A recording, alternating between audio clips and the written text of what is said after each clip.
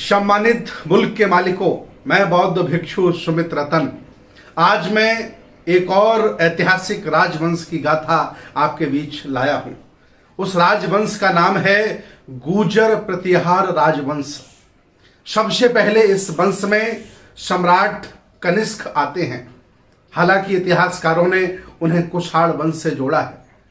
सम्राट कनिष्क ने सबसे पहले भारत में आकर सोने के सिक्कों पर अपनी देवी सूर्य, चंद्रमा और बुद्ध की प्रतिमा छापी थी। और बुद्ध की प्रतिमा भी उन्होंने त्रिपिटकों से उनके 32 लक्षणों के आधार पर अंकित की थी। और उन्होंने जम्मू कश्मीर अपनी राजधानी बनाई, मथुरा में मूर्ति कला केंद्र स्थापित किया और कालेंजर के किला पर अपनी दूसरी राजधानी बनाई। मथुरा मूर्ति कला केंद्र से जो बुद्ध की प्रतिमाएं बनी, आज भी वो प्रतिमाएं राष्ट्रपति भवन में रखी हैं। ये गुर्जर प्रतिहार राजवंश की ऐतिहासिक गाथा है। आगे चल करके ये वंश नहीं चल पाया।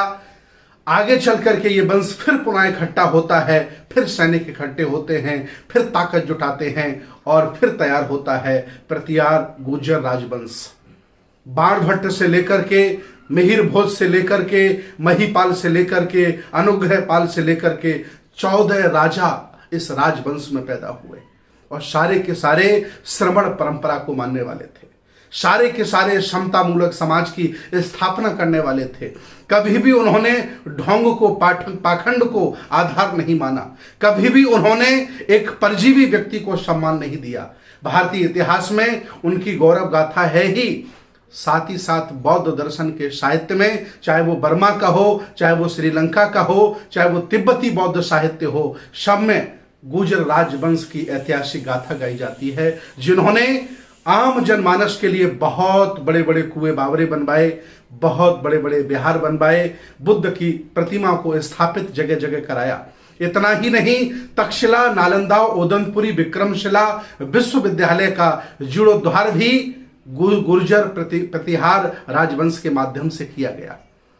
मैं आज इस खानदान से पूछना चाहता हूं, जिसने ये पूरा देश संभाला हो, जिसने पूरा पाकिस्तान, अफगानिस्तान संभाला हो सम्राट कनिष्क के रूप में, आज उस समाज की क्या दशा है?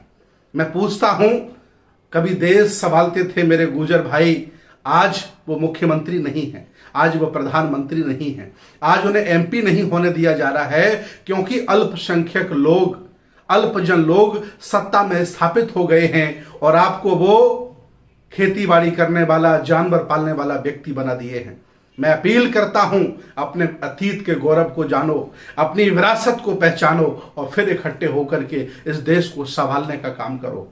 इस देश भारत के गुर्जर प्रतिहार वंश के सभी लोगों से मैं अपील करता हूं कि आप कोई साधारण लोग नहीं हैं, आप कोई गरीब और छोटे लोग नहीं हैं। इस देश को चलाने वाले, भारत को स्वर्णिम इतिहास में दर्ज कराने वाले हैं। मैं अपील करता हूं, आप लोग आएं और आकर के बुद्ध की संस्कृति, श्रमण व्यवस्था को संभालें।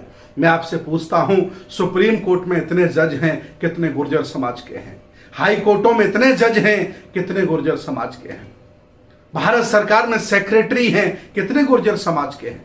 धर्म के नाम पर अफीम पिलाकर मेरे युवाओं को अंधविश्वासी, पाखंडी, ढोंगी बनाया जा रहा है। मैं अपील करता हूं, आओ विज्ञानवादी, तर्कवादी और मानवतावादी बनो और बुद्ध की विरासत को संभालो, क्योंकि आप कोई साधारण लोग नहीं हैं, देश को संभालने वाले हैं। 350 साल लगातार गुर्जर प्रतिहार वंश ने देश को संभाला है और सम्राट कनिष्क ने तो इतिहास ही बना दिया।